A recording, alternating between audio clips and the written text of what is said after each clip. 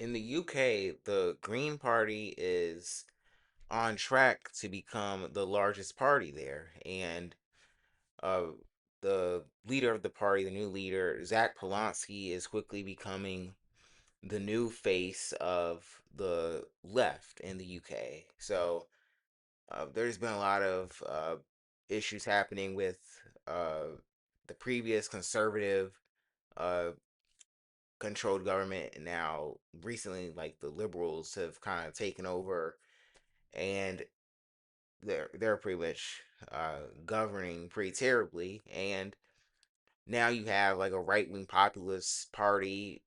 I don't remember the name of it, but you have right wing populist movement now growing, and now you have uh, the Green Party now sort of kind of replacing the Labor Party. And I'm going to talk about like a little bit about the UK, the Green Party of England and Wales, because uh, they kind of were like not really paid attention too much, but now they have a new leader that is uh, kind of getting the party to become sort of like the major party there. Where when you look at the Green Party here in the United States, like we haven't been able to do any of that because uh, so many different reasons. But when you look at where the Greens were, even in 2024, the Green Party was like polling at like they got like 1% of the vote. They got in 2017 they got 2%. 2024 they got 7% of the vote, and now you have polls showing them at around 20%, becoming like one of the largest parties.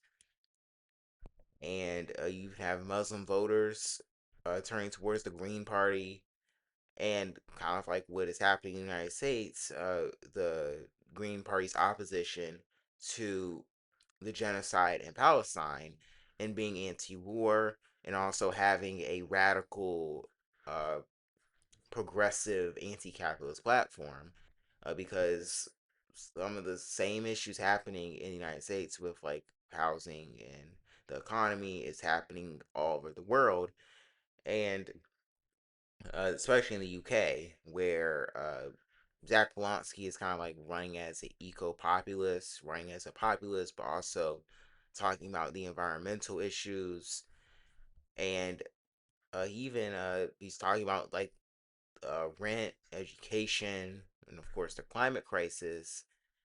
And Zach Polanski is sort of like the younger, uh, kind of like the Zoran Mamdani of the UK. Zoran ran as a Democrat, but he's like a democratic socialist.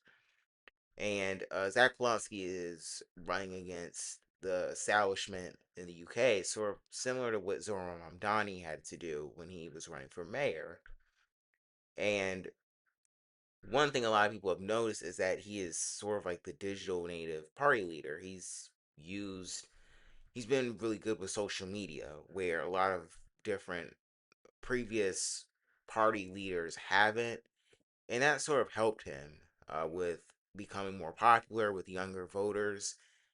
And like the reason I'm bringing up the UK Green Party is that because the Green Party in the United States really struggles where in the ways that the UK Green Party has really become very good at all these different things. And if the United States Greens did some of those things, like with social media and sort of addressing all the things that people care about when they actually vote, and trying to build a diverse coalition, Greens, I definitely think would be in a better position here in the United States. And this is really for any left movement. And really, the only question is whether Zach Blonsky has enough support to actually win the next election, and whether Greens can actually start winning more elections with uh, even just getting 20% of the vote, because like UK politics is different and they have more like proportional representation. So I do think Greens, like if they went from 7% to 20% in just 2 years, I think they will be doing a lot better. when more people kind of see the platform and move away from the Labor Party.